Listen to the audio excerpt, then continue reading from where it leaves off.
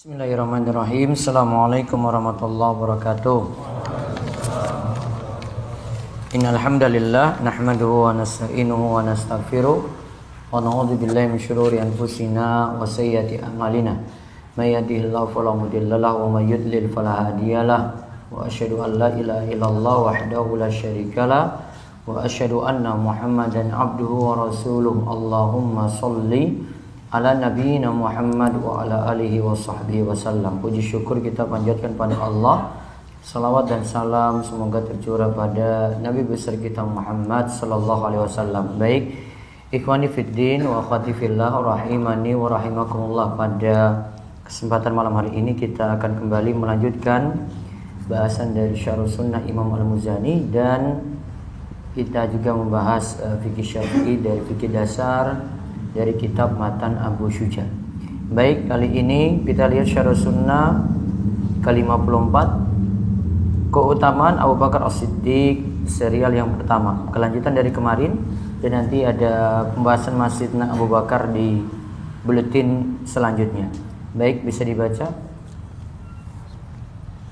Imam Al-Muzani rahimahullah berkata, wa yuqalu bi fadli khalifati Rasulillah sallallahu alaihi wasallam Abi Bakrin As-Siddiqi radhiyallahu anhu fa huwa afdalul khalqi wa akhyaruhum ba'da Nabi sallallahu alaihi wasallam. Dan dikatakan tentang keutamaan khalifah pengganti Rasulullah sallallahu alaihi wasallam, Abu Bakar radhiyallahu anhu adalah manusia terbaik dan terpilih sepeninggal Nabi sallallahu alaihi wasallam. Baik, disebut setelah Rasul sallallahu alaihi wasallam ada pengganti beliau yaitu Abu Bakar radhiyallahu anhu. Dikatakan di sini dia itu afdalul khalqi, manusia terbaik, dan akhyaruhum, terpilih, ba'da Nabi sallallahu alaihi wasallam, sepeninggal Nabi kita Muhammad sallallahu alaihi wasallam. Terus kita lihat selanjutnya keutamaan sahabat Abu Bakar. Kedua, Abu Bakar selalu menjadi orang kedua setelah Rasulullah sallallahu alaihi wasallam pada kesempatan-kesempatan khusus. Jadi Rasulullah SAW sebagai rekomendasi pada Abu Bakar itu jadi orang kedua setelah beliau. Sebagaimana kita lihat dalam hadis kemarin yang keutamaan Abu Bakar jelaskan pada rincian pertama, sekarang rincian kedua ada hadis juga dari Ali yang sama.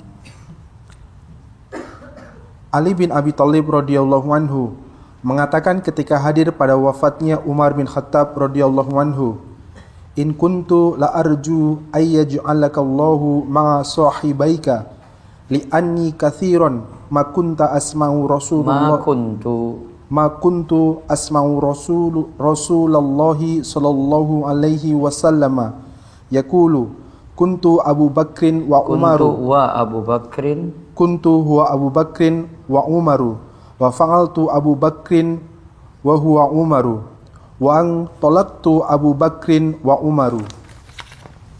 Aku sangat berharap Allah akan mengumpulkanmu bersama dua sahabatmu, Rasulullah sallallahu alaihi wasallam dan Abu Bakar. Sungguh sangat sering aku mendengar Rasulullah sallallahu alaihi wasallam mengisahkan, aku pernah bersama Abu Bakar dan Umar. Aku telah mengerjakan bersama Abu Bakar dan Umar. Aku telah pergi bersama Abu Bakar dan Umar. Hadis Bukhari 3677. Nah, dikatakan di sini aku sangat berharap Allah akan mengumpulkan bersama dua sahabatmu, yaitu Rasulullah sallallahu alaihi wasallam dan Abu Bakar. Sungguh sangat sering aku mendengar Rasulullah sallallahu alaihi wasallam mengisahkan, aku pernah bersama Abu Bakar dan Umar. Aku telah mengerjakan bersama Abu Bakar dan Umar. Aku telah pergi bersama Abu Bakar dan Umar. Menunjukkan kalau disebutkan Rasul setelah itu Abu Bakar terus Umar, berarti Abu Bakar orang kedua. Lantas dilanjutkan. Saat terpenting adalah kebersamaan Abu Bakar ketika Rasulullah sallallahu alaihi wasallam berhijrah ke Madinah. Hingga kesempatan ini terukir indah dalam Al-Qur'an dengan menyematkan kepadanya gelar sahabat.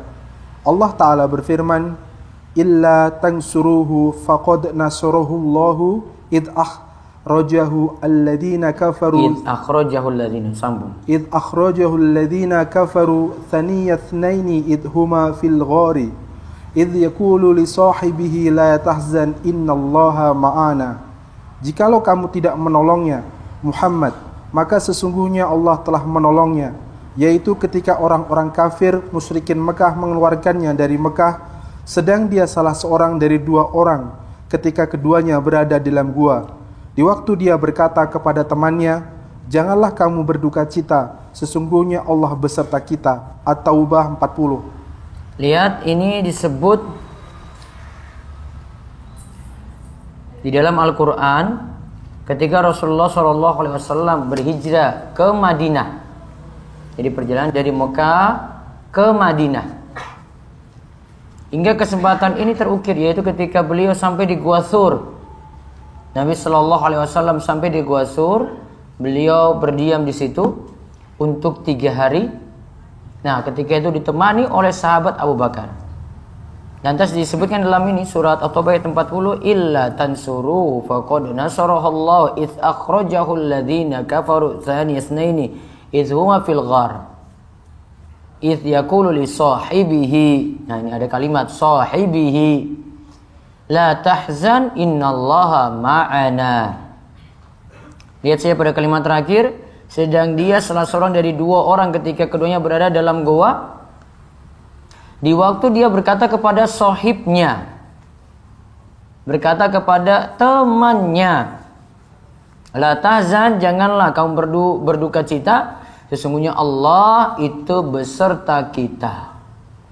Nah, terus kejadian ini juga diceritakan sendiri oleh Abu Bakar radhiyallahu anhu dalam hadis yang sahih, nazartu ila aqdamil musyrikina ala ru'usina wa nahnu fil ghari faqultu ya Rasulullah law anna ahadukum nazara ila alqadamaihi absarana tahta qadamaihi faqala ya Abu Bakrin ya Aba Bakrin ma dhannuka bithnainillahu thalisuhuma.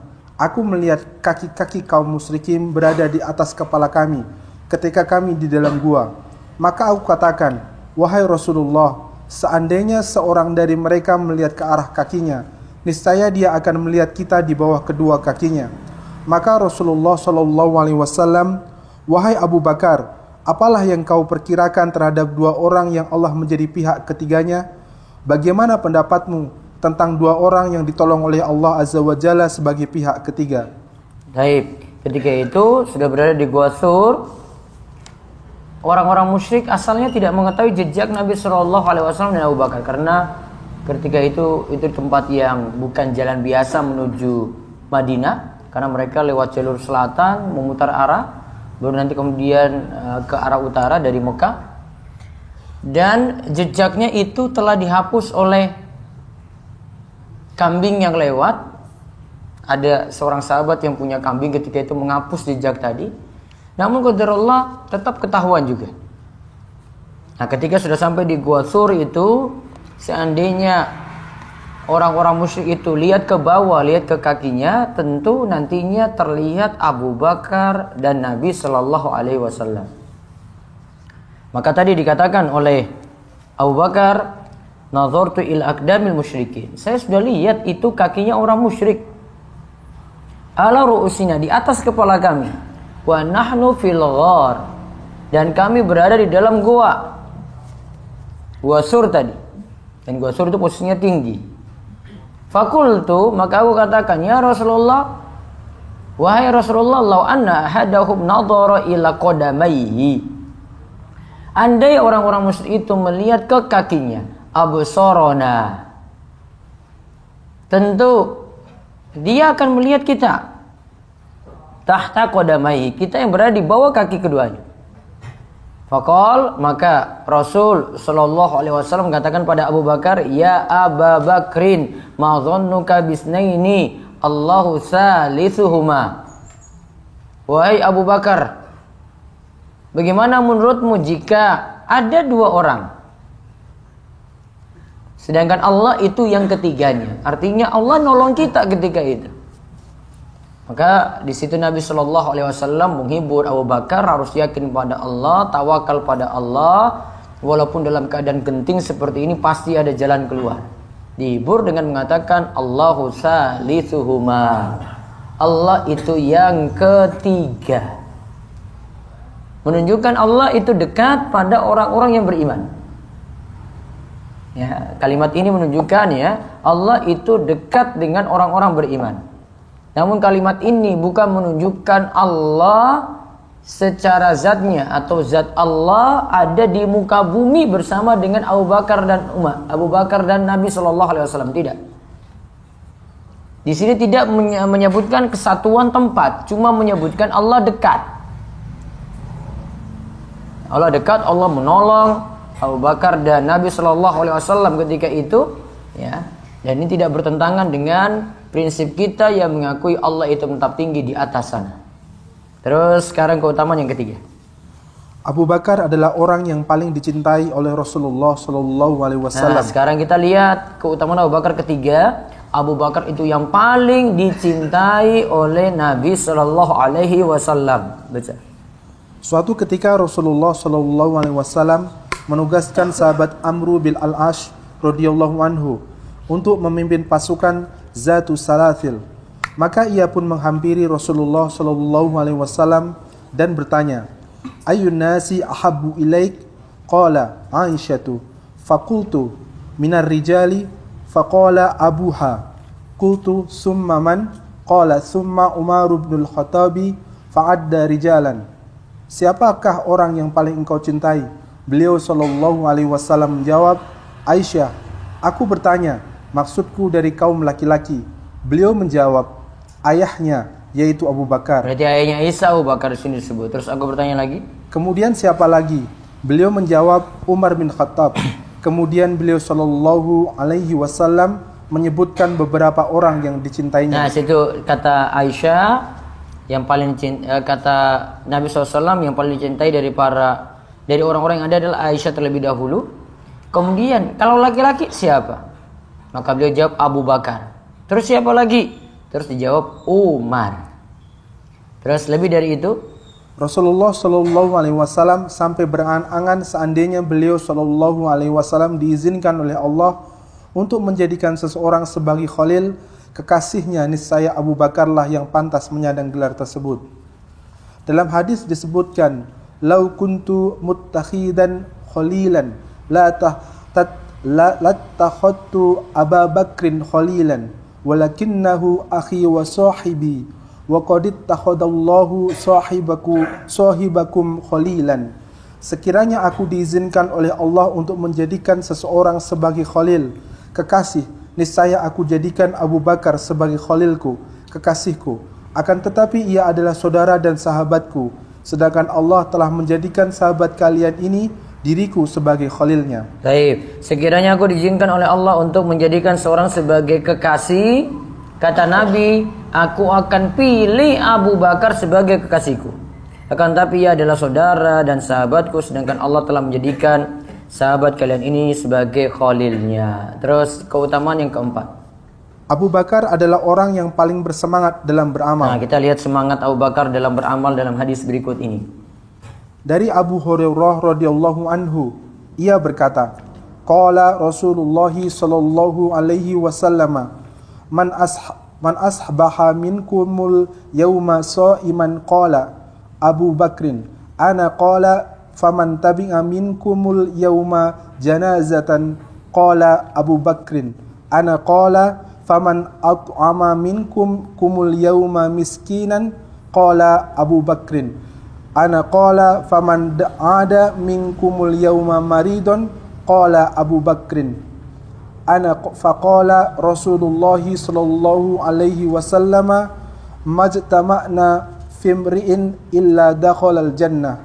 Rasulullah sallallahu alaihi wasallam bertanya kepada para sahabat, siapakah di antara kalian yang pada hari ini berpuasa? Abu Bakar berkata, saya. Beliau bertanya lagi, siapakah di antara kalian yang hari ini sudah mengiringi jenazah? Maka Abu Bakar berkata, saya. Beliau kembali bertanya, siapakah di antara kalian yang hari ini memberi makan orang miskin? Maka Abu Bakar berkata, saya. Lalu beliau bertanya lagi, siapakah di antara kalian yang hari ini sudah mengunjungi orang sakit? Abu Bakar kembali mengatakan, saya. Maka Rasulullah Shallallahu Alaihi Wasallam pun bersabda, tidaklah ciri-ciri itu terkumpul pada diri seseorang melainkan dia pasti akan masuk surga. Lihat, Rasulullah Shallallahu Alaihi Wasallam itu tanya, yang berpuasa siapa, terus yang mengiringi jenazah siapa, memberi makan orang miskin siapa, mengunjungi orang sakit siapa. Dijawab semua. Abu Bakar menjawab, saya. Berarti Abu Bakar itu lakukan puasa, mengiringi jenazah, memberi makan orang miskin, dan mengunjungi orang sakit. Abu Bakar semuanya jawab. Maka Rasulullah Shallallahu Alaihi Wasallam itu katakan, majtama'na fi mri'in illa dakhalal jannah. Jika hal tadi terkumpul pada seseorang, maka dia itu akan masuk surga. Maka menunjukkan ini keistimewaan Abu Bakar, semangat beramal soleh. Maka coba lihat di sini ada komentar dari Al-Muzani, Abu Bakar Al-Muzani. Tentang sahabat Abu Bakar As-Siddiq radhiyallahu anhu, ma faqa Abu Bakrin radhiyallahu anhu ashaba Rasulullah sallallahu alaihi wasallam. Nanti jadikan majrur ashaba Rasulillah. Rasulullah sallallahu alaihi wasallam bisaumin wala salatin walakin bisyai'in kana fi qalbihi qala alladhi kana fi qalbihi hubbu lillahi azza wa jalla wan nasihatu fi khalqihi. Tidaklah Abu Bakar itu melampaui para sahabat Muhammad sallallahu alaihi wasallam semata-mata karena banyaknya mengerjakan puasa atau salat, akan tetapi karena iman yang bersemayam di dalam hatinya. Mengomentari ucapan Al-Muzani tersebut, Ibnu Aliyah mengatakan, sesuatu yang bersemayam di dalam hatinya adalah rasa cinta kepada Allah Azza wa Jalla dan sikap nasihat ingin terus memberi kebaikan terhadap sesama.